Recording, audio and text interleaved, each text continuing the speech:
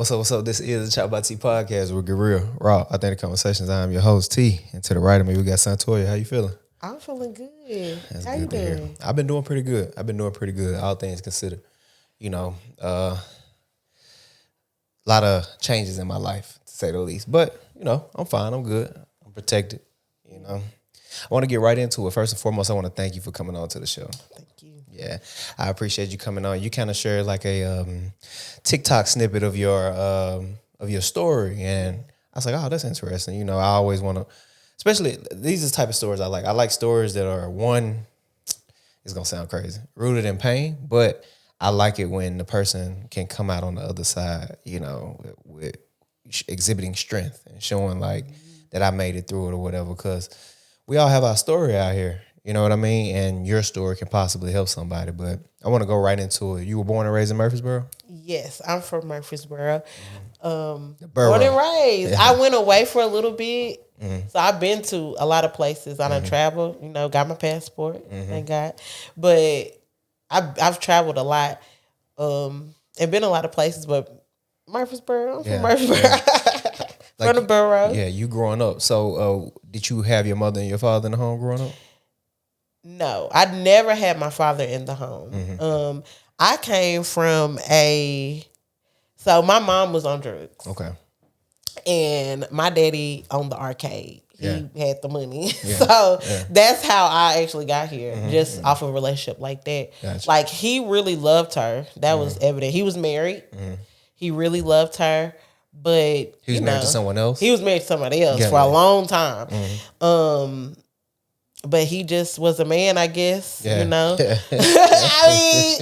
like he was not a bad man, rest his soul. But he was just a man. He had money at the time. He had a good wife, a great wife. She was so nice to me. Yeah. She passed when I was younger. I think I was like in the 6th grade. But whenever I did move back with my mom after she got out of prison. That's when like I started to meet my dad and stuff like that. But she was the one that was first in the gifts. Like my first memory is not of my dad sending me gifts. It's of his wife. And I never even really met her, talked to her. Yeah. But she sent me I'll never forget the Christmas she sent me. And it was amazing. I had never had gifts like that. Yeah. Like I want to say that she was an RN. Like, so they had a whole different life than I. I live with my granny. She was a CNA. Like, it was not. It was what it was. Yeah. So she was always nice to me though. From the little time that I knew about her. Yeah. So you said your mom went to prison. You had to be with your grandmother. When did your mom go to prison? I don't know what year it was.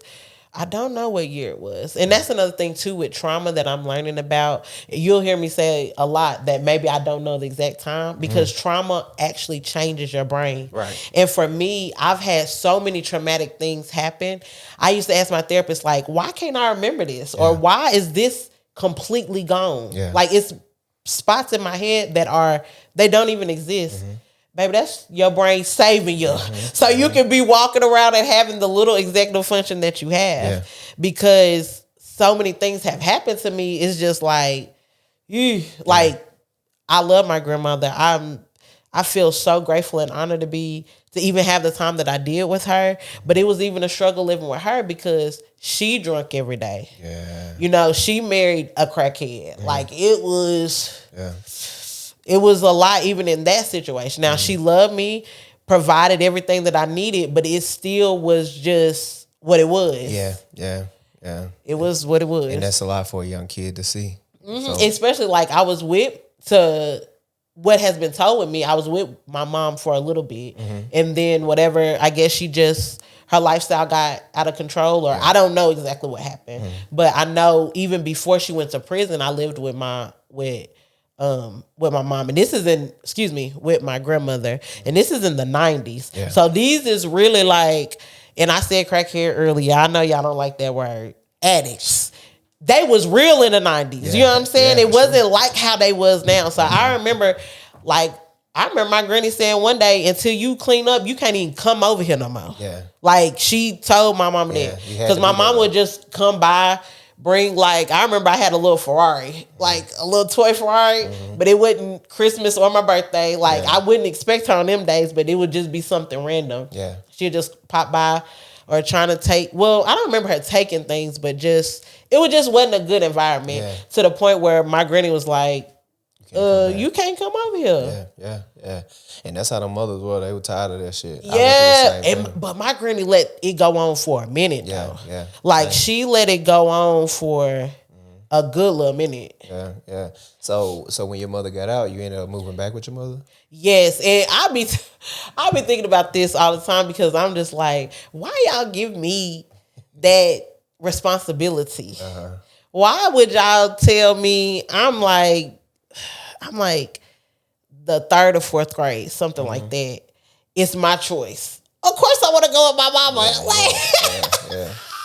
But all the time I be thinking, why did I do that? Yeah, why'd you do You know what I'm saying? Because my mama, this is the thing about her, she's very business minded. Even like back then, that's how she got my dad. She was very smart. Before she started drugs, she was pre-law at MTSU.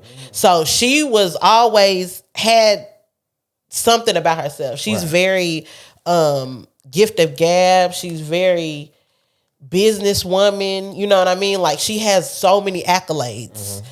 Even like, I don't know anyone who did drugs as long as she did, years. I want to say at least a decade that she smoked crack and then bounced back the way she did.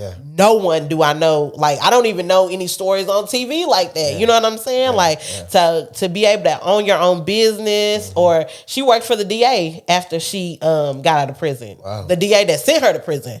So like incredible woman. So it's just like one of those things where it's been, I think that was another reason why I was so quiet too about abuse and about different things. Cause it's like, she's this person in the world. You know what I mean? Like, who gonna believe me? I'm so messed up. I'm so this, I'm so that. Yeah. So when you, okay, paint the picture for me for you and your child. So you get with your mother, of course, you make the decision. And that's a, you know, you, of course, like you said, you was a child. But when you get there, you make the decision to live with your mother. Is it good at first? Is it bad as soon as you get there? Or like, what's going on? What's the situation? It was good at first. The first thing though, which now is like a red flag. The first thing I can remember is, okay, you decide to be with me. I'm not going to apologize for not being there, but I promise you, we going to get up. Now, let me tell you something. She did that though.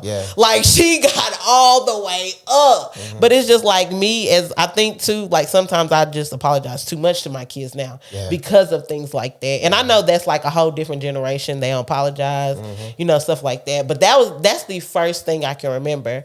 But after being with her, we was with, like, she rolled out because my granny was like, shit, I don't know if you're going to be right this time. You still can't come here. Even though you better, you was in the ministry in prison, you was in there a long time. I don't know. So she actually rolled out to a man's house, which that's like another red flag looking back, because why would you just immediately, you know, like, I know we lived, after that, we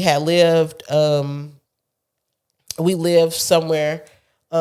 We lived with him for a little bit, and his 3 sons. It wasn't bad, but it was definitely a culture shock because I had been by myself. It was like me and my granny for the most part. My cousins might come over and stuff like that. Nothing sexual happened, but they were pretty mean. But I think that was just like boys being boys type. I hate to say it like that. And them going through their own thing, them not having their mama, you know, like different stuff like that.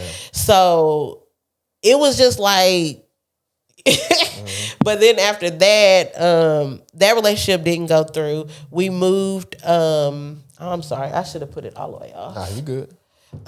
We moved,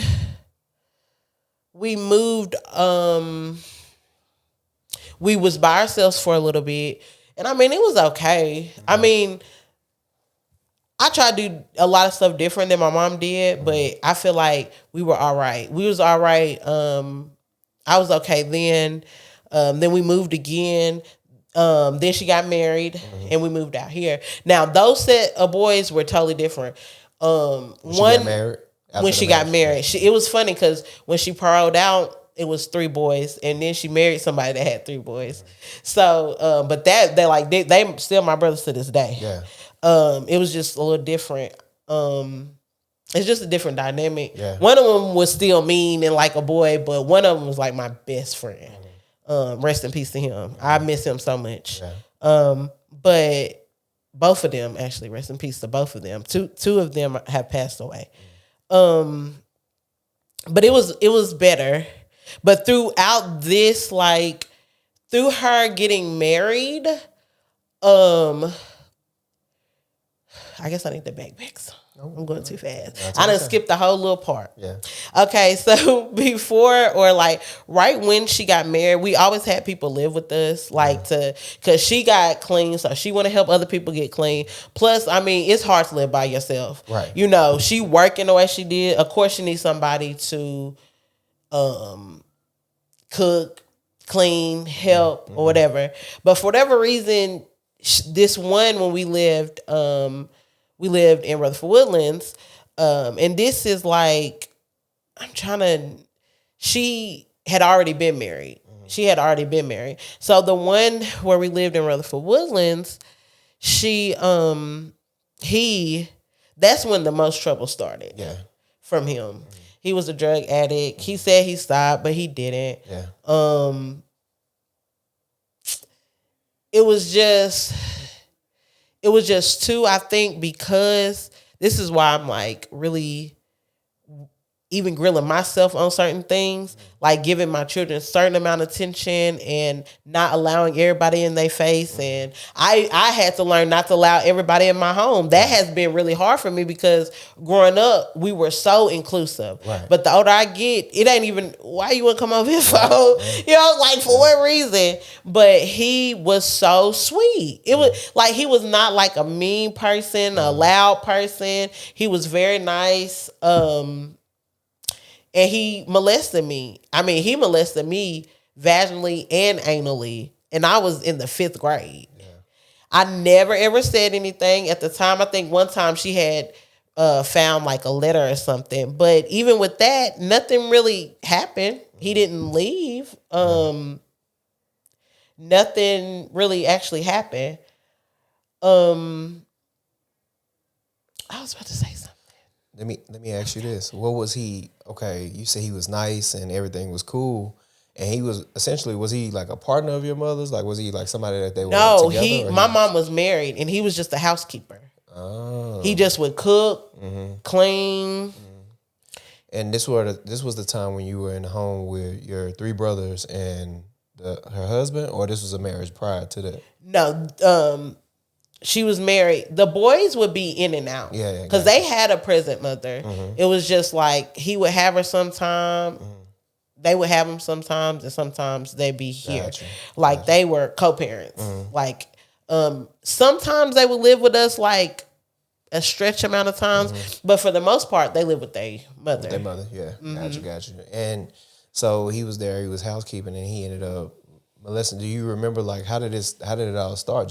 I know it happened probably more times than I can count, but I only remember the first time. Yeah. It would just be at night when everyone's asleep, and he would come into my room, and I would just look at the moon. Yeah. I would just look up at the moon. It would never, we didn't really even talk about it. Yeah. It was not something that we talked about, me and him. Like we were before that even happened, he was probably the only adult that I talked to from a day to day, like both of them worked really, really hard because they had a plan. They wanted us out here, They didn't want to stay, in, I don't know if we had Section 8 or something, but I know that it wasn't where they wanted to be at. Right. So he was really the only person. I was with him most of the day because they would be at work. So when I get out of school, he there fixing me meals. Sometimes if the boys wasn't living with us during that time, it would also happen. Yeah. But mainly at nighttime. But I stopped him because I had put a knife under my bed. Because one time, like it was just too much. Like, I don't want to do this. I don't feel good about it. I started to actually like boys and stuff at school and stuff. So it was just like, why did you keep coming in here? Yeah. I don't get it. So the day you decided to stand up for yourself and put a knife under your bed, like how did that go about when you decided like I'm gonna defend myself from him? He ain't never come back in there. Yeah, you just ended up putting it to him. His hand. Yeah. He had just touched my hand, and I just went through it. Yeah. And you stabbed him. Through his hand. Through his hand. Gotcha. Yep. Gotcha. And he said that he hurt himself cooking. And we just never said nothing else about it. Yeah. And did he stay in the house the entire time throughout that, or? Yeah. He stayed in the house for on and off for a long time. Probably up until we moved out to Blackman. Yeah. And did you never told your mother about it? I never did. I struggle with that because I be wanting me and my son to have an open conversation and stuff like that, and I always be want to be open. But I think it was just and through therapy because I was like, why ain't tell nobody? Yeah. Like I think that's what everyone wants to know. Why does it take so long for people to open up? You're a kid though. You are a kid. And even if you're not a kid, you have trauma responses. You either gonna fight, freeze, flee, fawn, and it's one more they done added. But your brain does things to help itself. Yeah. And if there's no patterns of trust being built already, you're not going to just automatically open up somebody. Yeah. If you're not, like back then, we didn't really talk to each other. It was like, you're fed.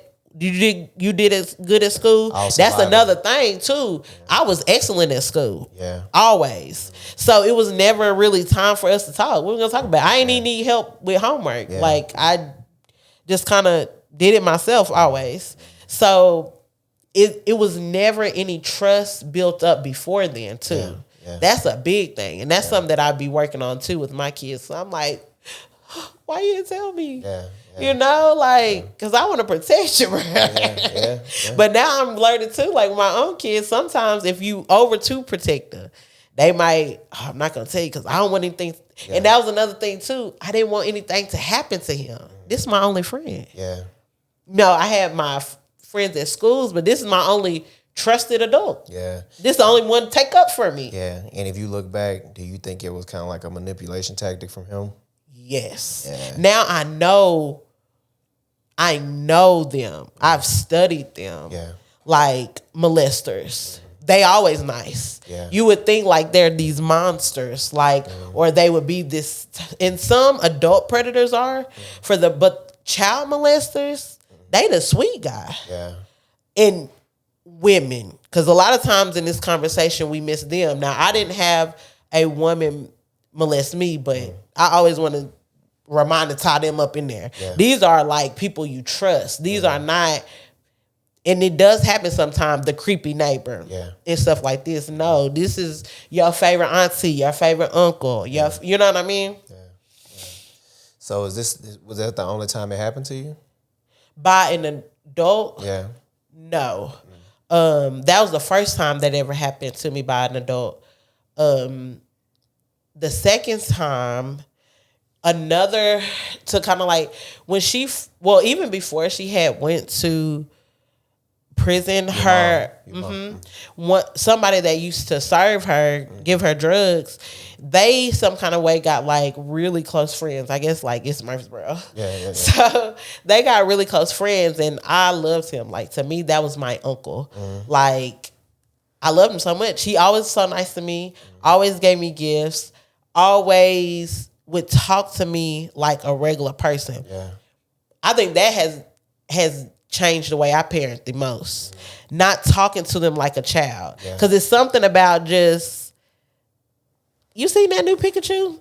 Or you know what I mean? You listen, you got Trina album? Like something about a regular conversation and not like you're the child, I'm an adult conversation. I feel like that's why a lot of molesters are able to get their next victim. Yeah. Yeah, I can see that. I handle my child the same way. I don't speak to him as if he's less than or like stay in the child's place. No, like you're a human being. So I can definitely get that. And you said, was this man, was he the one who actually did something to you? That man? Yeah. So the first one did something as well, like penetrated. But this one did as well too.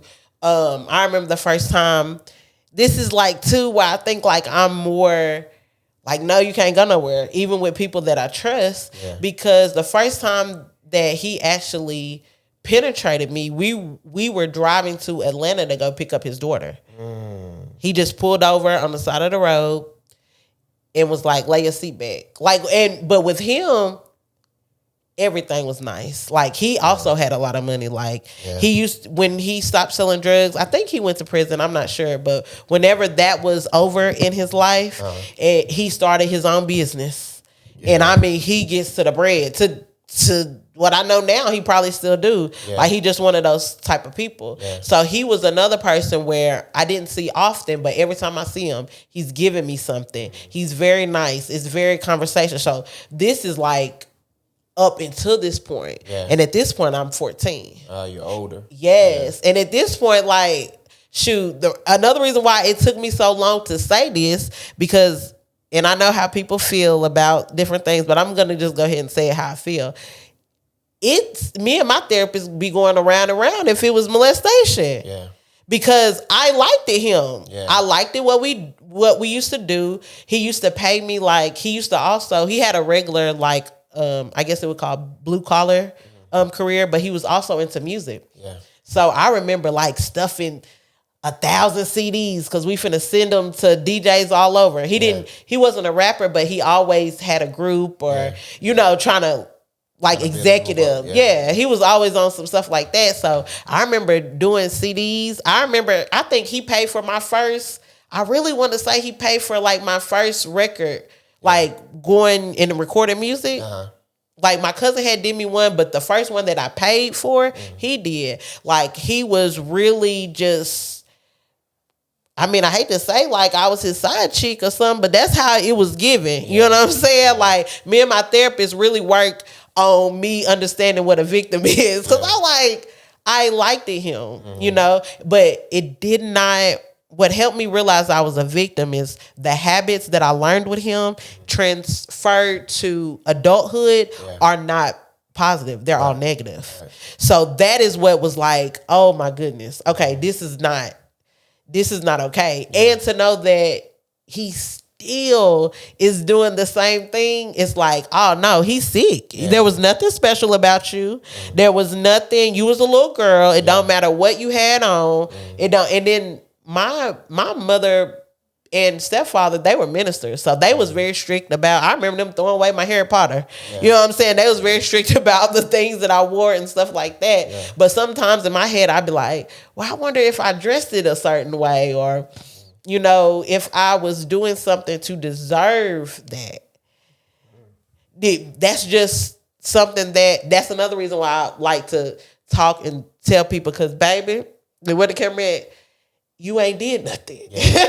I need us to understand, if we had a paper bag on, they would have still did it. Still would have done it. Because it's just, I mean, they're sick. Yeah, they are. And they are sick. I think that was another reason for a long time. I'm like, I don't want to hurt his career. I don't want to hurt him in any way. Like, he brought a lot of joy to my life in times of sadness. But you keep hurting people. Yeah. So it's something that he still actively does. This is what I know. The last that I heard, associate at the time had called me and was like, didn't you say such and such and such and such did this? And I was like, yeah. Well, he been at my daughter's job tipping them $20 every night. So yeah, talking to him. Yeah. So if you ain't did it, you thinking about doing still it. That type of predatory behavior. Yeah. So, and then to know too, it's like, whenever I had opened up on social media, so many people came to me and said the same person did it. Yeah.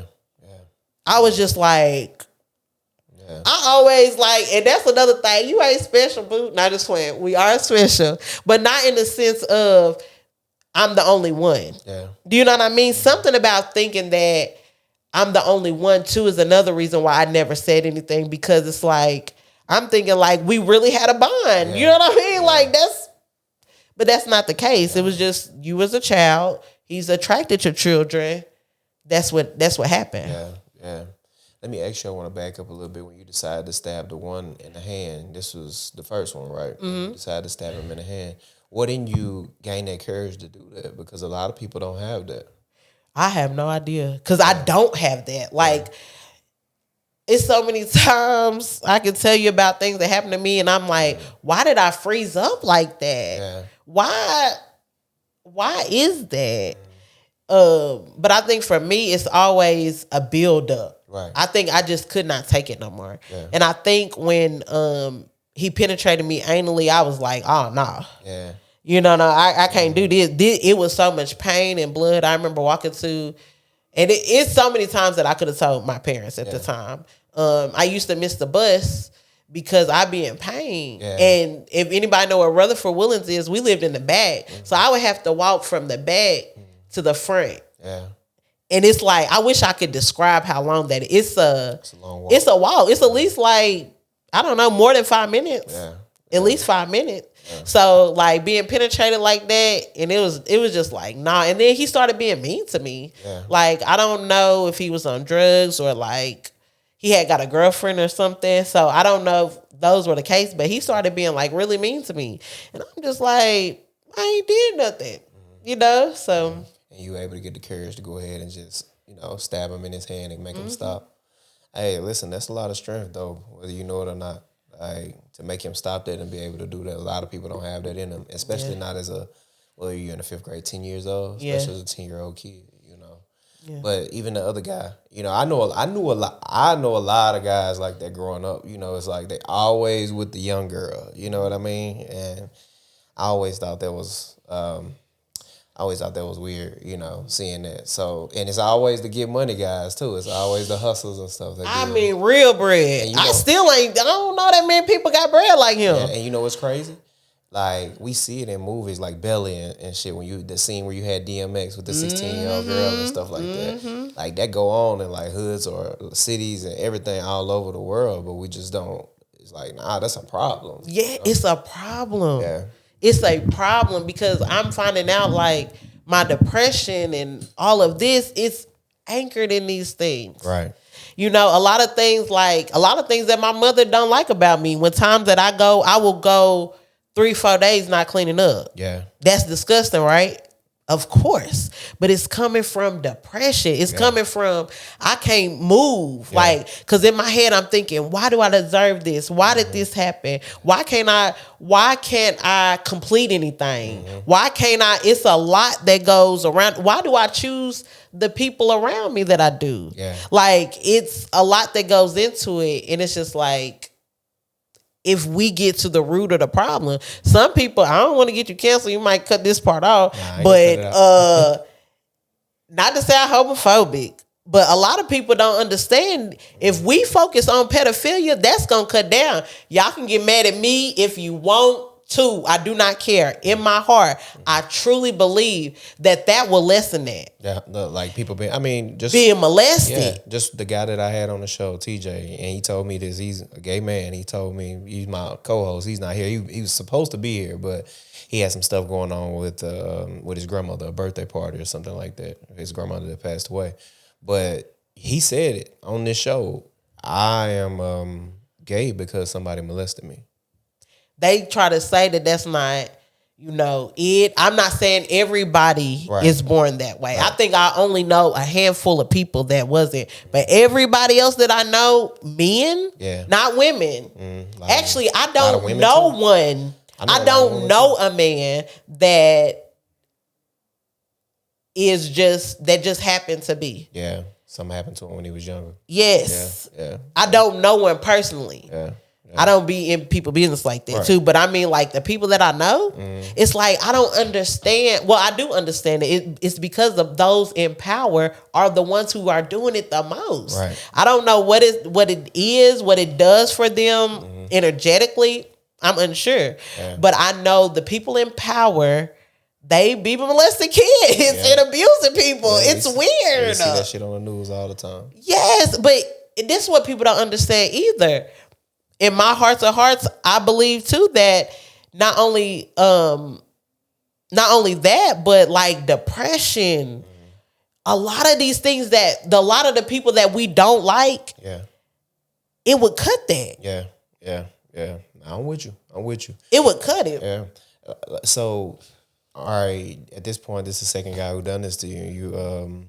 you know, you and him, y'all got whatever y'all got going on.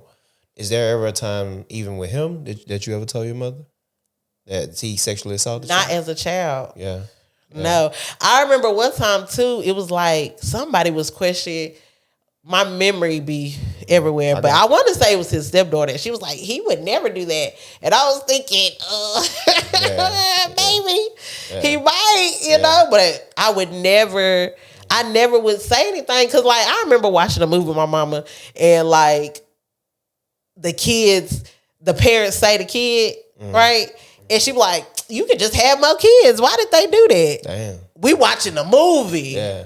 Yeah. You know what I'm saying? So I think like for me, it was just like I knew who she was, you know, and it's even more concrete now that since I have told her, her responses and the things that she continues to do. Yeah. Like, this is why I ain't tell you. Like everybody be like, why did you wait for so long? Cause you know your mom. Mm-hmm. Yeah. I do. So when you told her that this man, or when you told her in your adulthood that this man sexually assaulted you? So the first time, I didn't even. So with the second person, okay, my bad. The first person, I didn't even tell him. Yeah. I had told my boyfriend at the time. He was locked up, and he had told. It's so messy, Murfreesboro. He had told my. I call him my aunt. I love him to death. That's that might be a whole nother podcast, but. He had told my aunt, it was my stepdad's uncle. Oh man, he was mad. Yeah, he was like, "This what's wrong with her? Yeah, this why she, this why she mad all the time. This why she fighting. This why she do this. This why she do that. Like, cause I didn't even tell him. We were real close at the time too. But shoot, I was thinking, do he want to mess with me? Yeah. Now later on, other stuff transpired when I was grown, like almost 30, but. Back then, never touched me. He probably like the only man around me that respected me but did not try to do anything with me. So he actually is the one that told my mom about he told about the first adult, and then he also told about it was some things that happened prior with children that happened to me, like when I lived with my granny. Those things ain't affected me like the adults did. Yeah. That's something that I processed in childhood. I'm so grateful. One of the children, they apologized to me. They in therapy, wonderful dad, amazing father, like amazing person in general. So it didn't affect me, but he had told. He was like, he was mad. It was just, you know, he had connected the dots, you know? So he had told them, and when he said he your uncle. Yeah, he my uncle. Rest in peace. We, in the end, we had a different type of relationship, but I never could fully have that with him because I'm thinking, you nasty. You older than me. I didn't grasp that, like, he did not touch me as a child, didn't say nothing weird to me as a child, like, we grown. Like, it took me a long time to realize that I'm grown, too. Yeah. And that's from... the trauma. Yes, that's from that, too. But he told him, and it was crazy because he was at the house, and I think he was at the house in Blackman, and he just went out the door because he heard them on the phone. And so he just ran out. And I hadn't heard anything about him till like my mother decided to, I hadn't heard anything till my mama had wrote me an email. So it was like 10 years later. So that happened when I was like around 19. Yeah. That my boyfriend at the time had spilled the beans or whatever, jail talk, I guess, had spilled the beans. And so from 19 to 2020, 21, I had locked him away in my little brain, had thought about him. I see his sister every now and then around like town. She lives in Smyrna, so every now and then I had seen his sister, but I hadn't even thought about him until my mom was like, well, I'm going to Texas. They finally found Pokey. He's mentally, like something, he's not here no more. I don't know if he had bad drugs or something, but I think maybe she said he's blind. I had posted the letter on TikTok too. Something, but they paid her to go get him. I don't know why they couldn't go. I don't know why she decided still to go. Because she knew that, for sure she knew that it was 5th grade. Yeah. That he penetrated me anally 5th and 6th grade. She knew these things, but she is a Christian. She's a minister. They have a different philosophy about forgiveness. I believe in forgiveness wholeheartedly, but I don't think you should forget. And I think that the rules change once you do certain things. Yeah. I think forgiveness is for you, not the other person. You ain't got to show them anything. You know, I think that's something personal that you have to do within yourself and with God, you know. But yeah, she sent me an email and was explaining to me, you know, that she was going. I respect her at least for this. I'm glad nobody told me, you know. I'm glad she told me. But yeah. And why email instead of just a phone call or something? She said she wanted me to really listen. Gotcha. Because one thing that I struggle with, well, not really now because I've started no contact here recently, but one thing I struggle with was respecting her. Yeah. And that's something that I don't claim to be a Christian, but I do believe almost everything that books say. And one thing it say is honor your mother and father. Right. So no matter what, I feel like we're supposed to honor them. And it doesn't matter, to me, it doesn't matter how many times they provoke you to wrath, you know? But that's been a struggle for me. Yeah.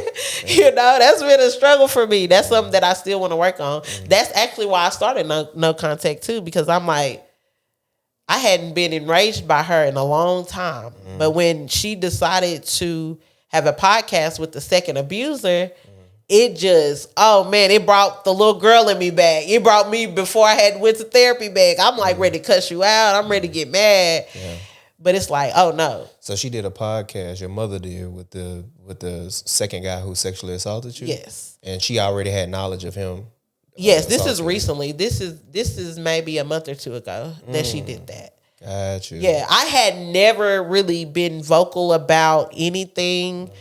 Not really. I had not said anything. If you knew, because you're very close to me. Right. You know, I had never said anything. But when that happened, it was just like, what else do you need for her to do? Yeah.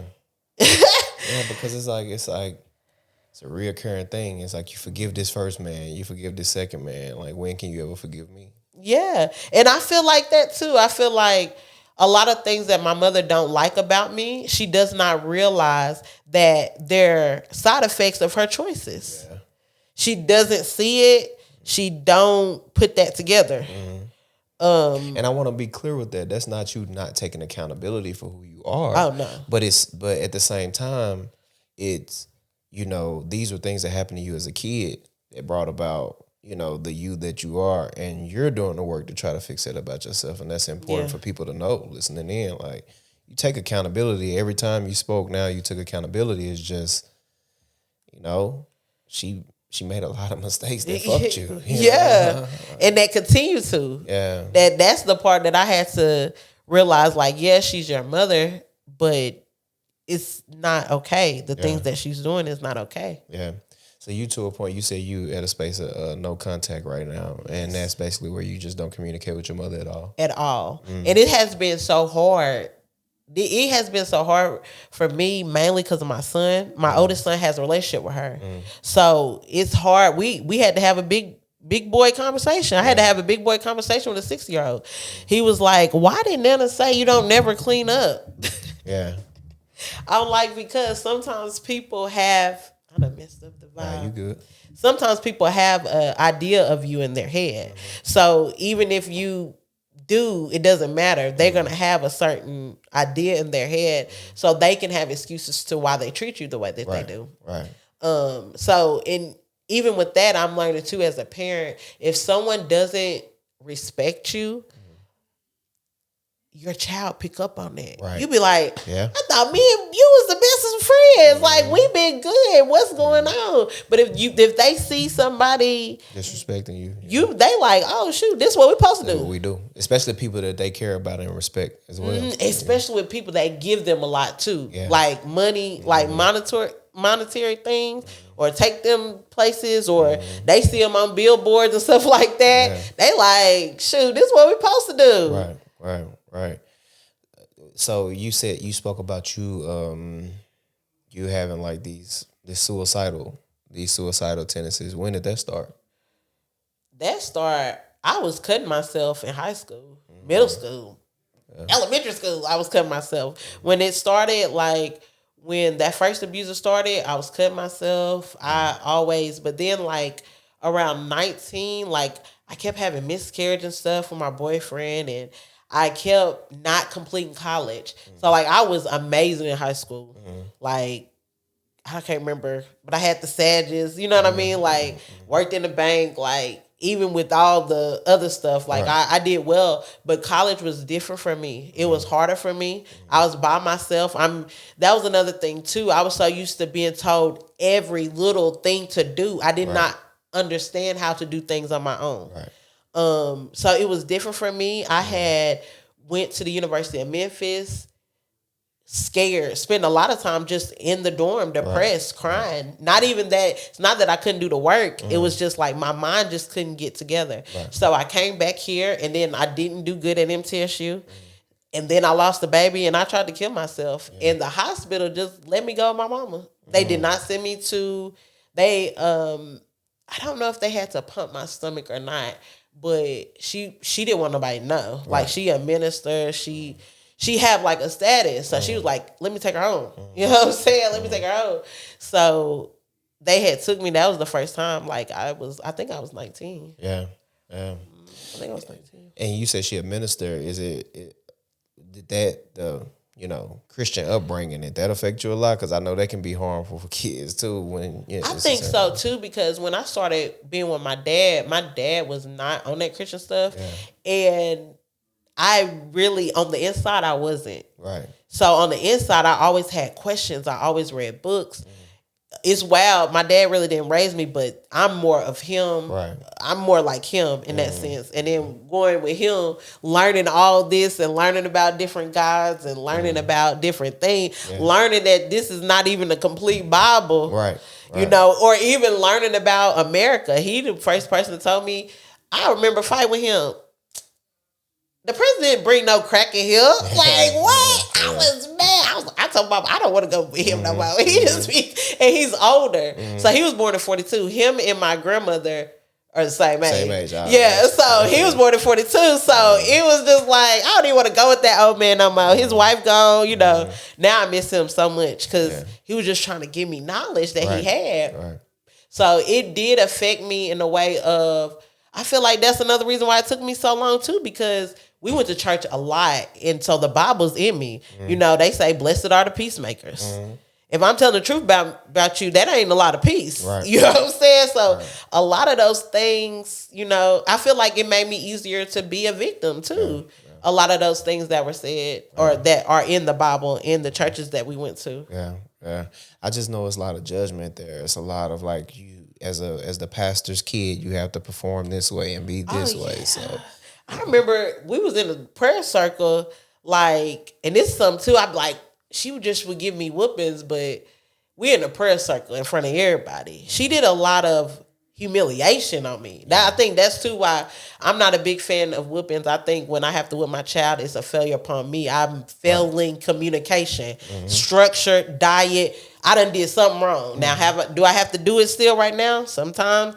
Well, I haven't did it in a long time, but it's a learning thing for me because this is my first go around, like learning. Parenting. Yeah, it's my first time, but I remember being in the prayer circle. I'm not the one that's laughing because we always had kids at our house, like too, especially when we moved out the hood. Like everybody would have come out, you know. She always was over the choir and stuff like that. So she would just stop praying, smack.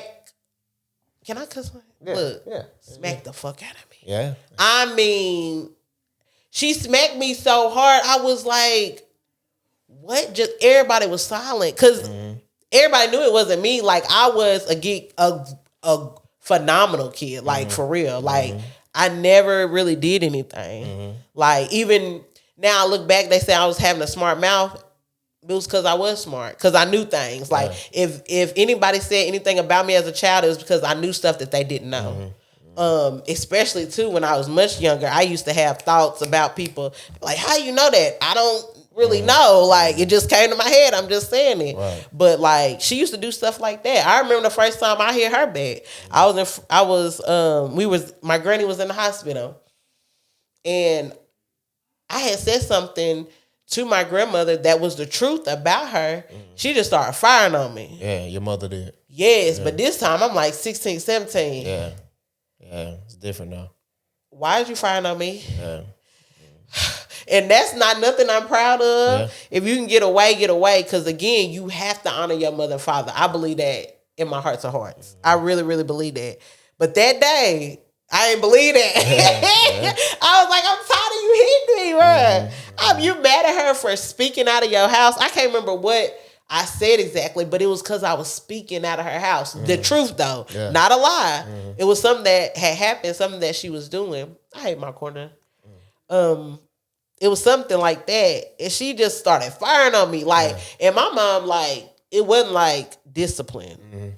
She was fighting me. Yeah. You know what I'm saying? It was straight fighting me. And I fought her back. That's probably the first time that I did. Yeah. I mean, so with this non-contact thing that you're doing right now, like, because that's something that is ironic because I'm practicing with my entire family on my mother's side. It's getting to that point. Yeah. And I'm like, God. But he keeps telling me, you want to elevate? You keep asking for this, and this. You might have to separate. Yeah. Outside of it, and not the entire family, but outside of maybe like 5 or 6 people, I'm kind of practicing that myself. I feel it. Do you think that's, outside of it being hard, is that something that's helping you now? Yes. Yeah. So much peace. So much peace. I think what really helped me was being vocal, though, about my abuse, because I had never been online. Like, I might say, like, different stuff, especially, too, with my kid's father. There's a lot of stuff that transpired with that. But now, too, through therapy, I know I chose him because of being abused, the men that I was with, the men that were around me, the people that were around me. So it's like I was easy pickings. Of course he was finna pick me. Like, of course, because I'm so, in most of all my relationships, so subservient, so ready to serve, ready to do, like that. So I picked him. But it's done help me a lot in the fact of, I just feel better about myself. Yeah. I know that might be like, I feel better. Like, I stood up for myself. I'm okay. Yeah. The world ain't stopped flowing, and my bills ain't stopped getting paid. Everything's been just better. Even my kids are starting to get better. Yeah. Because it was a point where my kid is like, why is everybody talking about you like that? Yeah. So, but it was hard. I think my hardest is like some of my favorite people, though. But it's just like, my family, they're different. They have like me. I don't want to say I'm the black sheep, or like, I don't have money like them. You know what I'm saying? I don't have a social status where I need to protect. So they feel like, why are you doing this online? Why? I've been asking my mom to go to therapy with me since 19. She never did it. Never would. Yeah. She never would go. Yeah. I told her I'd go to a church therapist. I was getting desperate at a time where I'm like, I know this ain't gonna be the best option, but shoot, I'll go to your pastor if that's what you want. Yeah. Denied. Yeah. Denied. No, you just need to do better. You need to get yourself together. You the one that can't keep a job. Yeah. You the one that can't do X, Y, and Z. So I was internalizing all those things, and I was believing those things. Yeah. But you're in a place now where you kind of feeding yourself as opposed to serving yourself as opposed to everyone else. Yes, and my children. Yeah. That's it. Yeah. Like, that's my focus. That's what I'm doing. Yeah. Like, it, even with, there was and these is all through therapy. Like, any like little thing, like, usually if my mom says something bad about me or something, or even like if somebody be like, your mama said this and that, I just be like, y'all know how my mama is. Yeah. And that's the wild part too. Everybody know how she is. But a lot of people feed off of her because she does have money the way she does. So a lot of people feed off of her, so they don't be want to correct her. Yeah. Even if it's my, even if it's like I need them to stand up for me. Mm-hmm. Nobody really does that. Yeah. Like even with I was surprised with my brother. Like when I was like, nobody's gonna correct her about having a podcast. Like before I made the TikTok, I'm just waiting. I'm waiting on my brother, somebody in the family. I had put in a little group chat. I'm like, why would you make a podcast with somebody that didn't only rape your daughter, but is an active child molester? Yeah. Silent. Silent. Nobody said nothing. But I think my brother has said, yeah, Mom, why'd you do that? Or something like that. Yeah. But it's hard though, because it's hard, especially like my brother. I love my brother. We grew up different. He grew up with 2-parent household, nobody drunk, a farm for a little while, raised completely. Like even when she got married, we didn't even go see him like that, really, because he was doing good. I remember he took me on my first shopping spree. I'm like 13, he like 16. He always knew how to make money online. He completed, like he has degrees and stuff like that. Very well-rounded, probably the best father I know in life that I personally know. Been married 10 years. Something that, though, I've been going round and round with my therapist about is like, why does he believe the things that she say about me? Yeah. Like he's probably the only person that I've ever been completely honest with. I don't even, not like completely honest with, transparent with. He probably the only person. But still, when she says certain things like, oh, I went by there, it was a mess and nobody was up. Why would you believe that she said that? Yeah. You know what I'm saying? Like, it's getting harder to the point where I used to be so on defending myself. But if you don't know me by now, you might not ever know me, and that has been the hardest, to like constantly defend myself when people know who she is. Like me, people really don't know who I am because I'm back. If you see me, I'm smiling. I have put this mask up to the world. Like I don't be in people's business and stuff like that. Like I've been a bag. I remember even because recently it was said she was like, you're gonna lose your kids. I'm like, how? Why? I'm like, and if you lose them, they going to the state. I'm not gonna take care of them. Why would you have the means, space?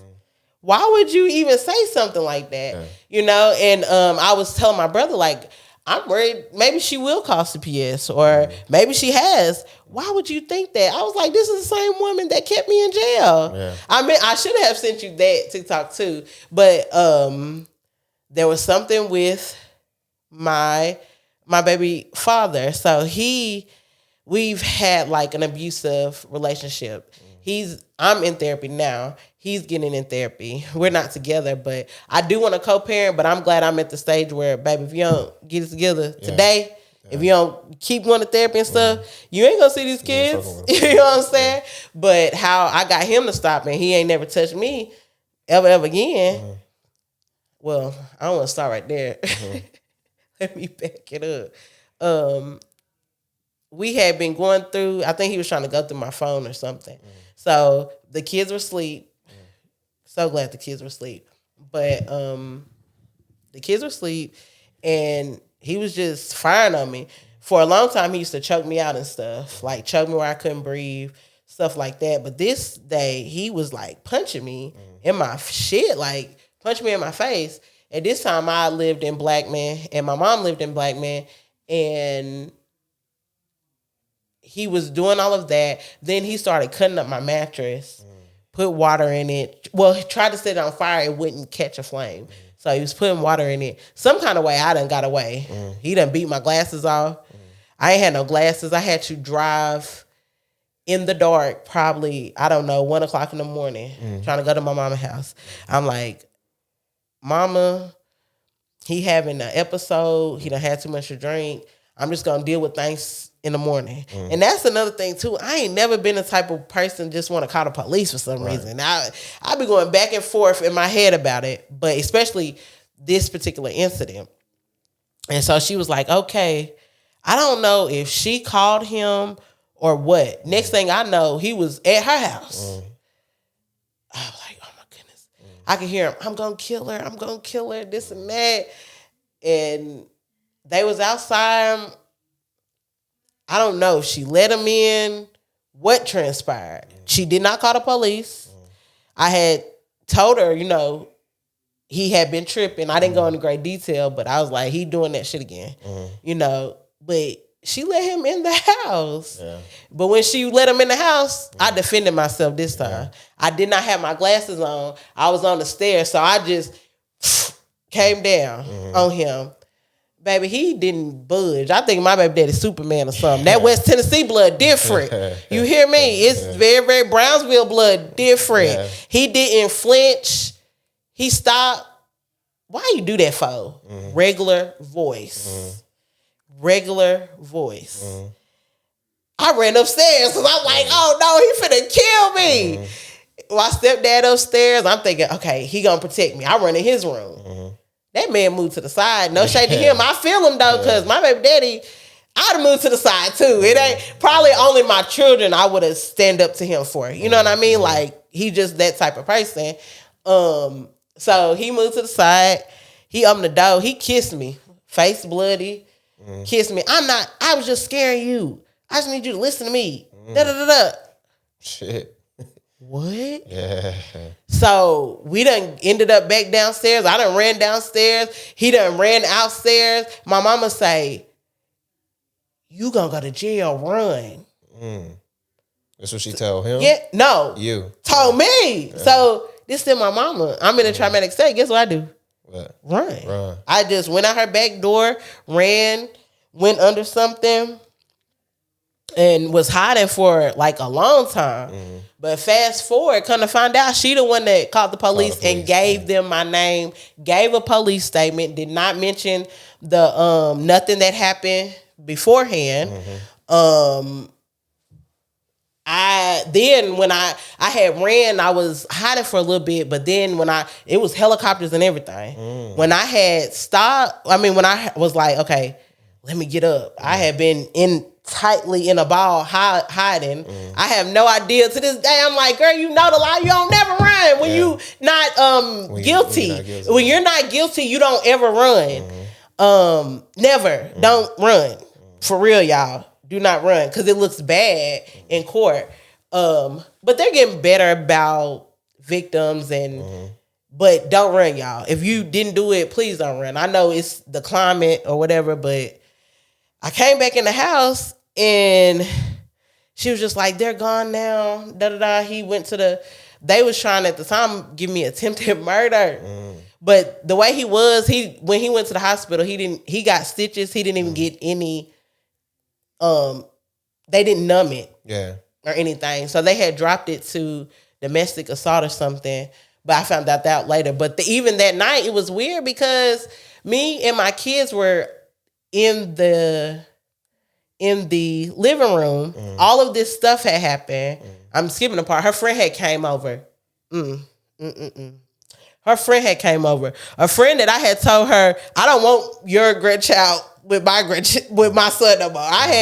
She gave me a hug. She said, what happened? She had just pulled up when I had came in the house. She hugged me so tight. Because I don't know if she's been abused, but I'm thinking she had because she looked at me and said, what's wrong with you? My mother did not even do that. Yeah. She embraced me, hugged me, said it was okay. I will never forget it. Yeah. Said, whatever happened, you're going to get through it. She didn't know. To my understanding, I think that she had something going on, so she didn't even know about anything. She just looked at my face, looked at me, and embraced me immediately. My mother had not did that, none that night. Yeah. But she had left. She helped me get cleaned up. Her friend helped me get cleaned up and stuff, and I was like, I'm gonna try to just go to bed and try to figure something out in the morning. Why she have sex in the next room? Like, why would you do that? Yeah. There's 3 bedrooms upstairs. You could have told us to go upstairs.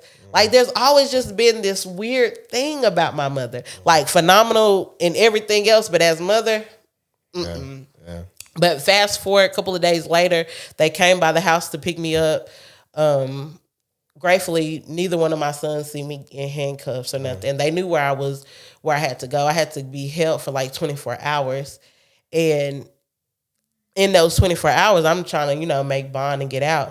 Well, she is telling everyone that I need to be there.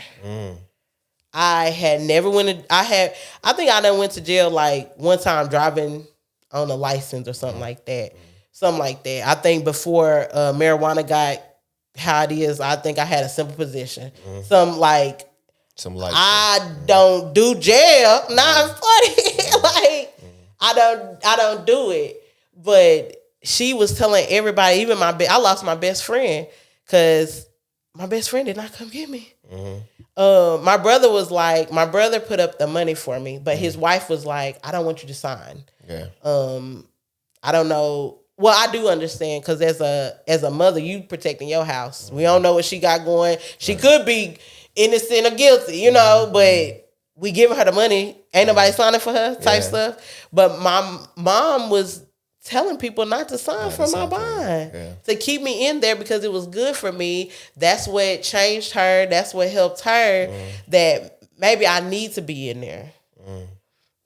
But one of my friends at the time ended up signing my bond. I get out like 36 hours later because I'm in there. This had recently happened.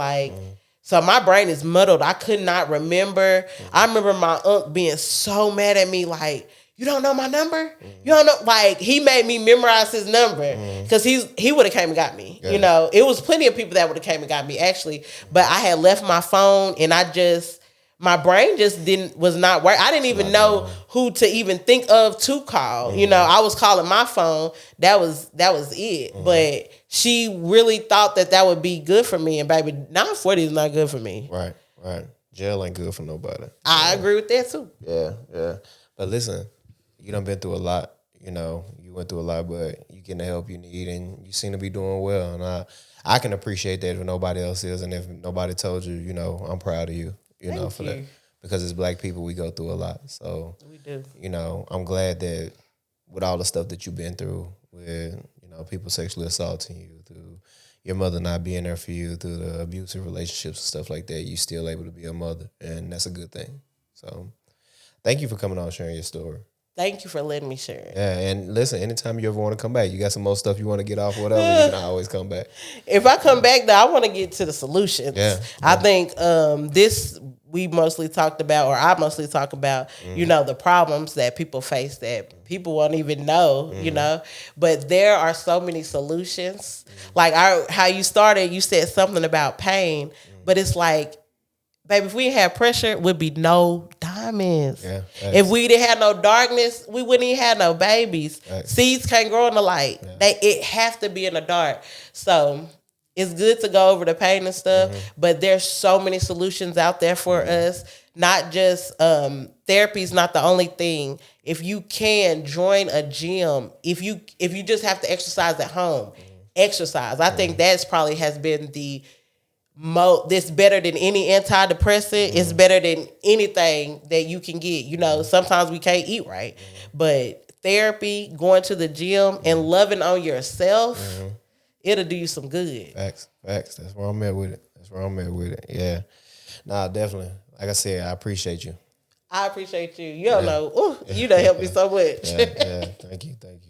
Again, if you're watching right now, thank you for watching up until this point. Listen, this is a ChoppedByT podcast where we get real, raw, authentic conversations. Until next time.